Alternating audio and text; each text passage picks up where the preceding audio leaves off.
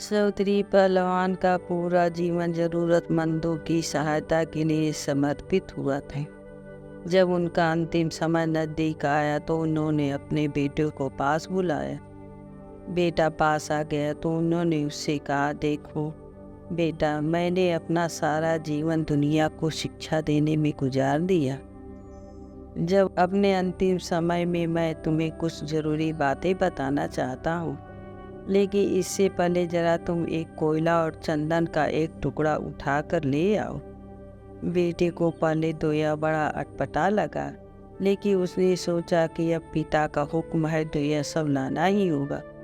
उसने रसोई घर से कोयले का एक टुकड़ा उठाया। संयोग से घर में चंदन की एक छोटी लकड़ी भी मिल गई।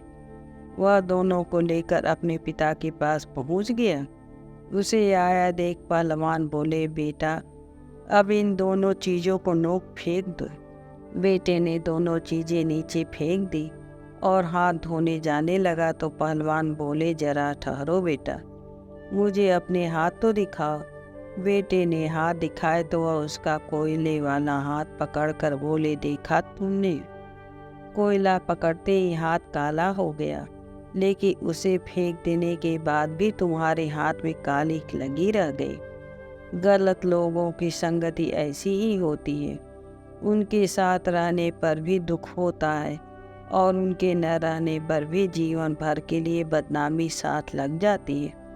दूसरी ओर सज्जन का संग इस चंदन की लकड़ी की तरह है, जो साथ रहते हैं तो दुनिया भर का ज्ञान मिलता है और उनका साथ छूटने पर भी उनके विचारों की महक जीवन भर बनी रहती है।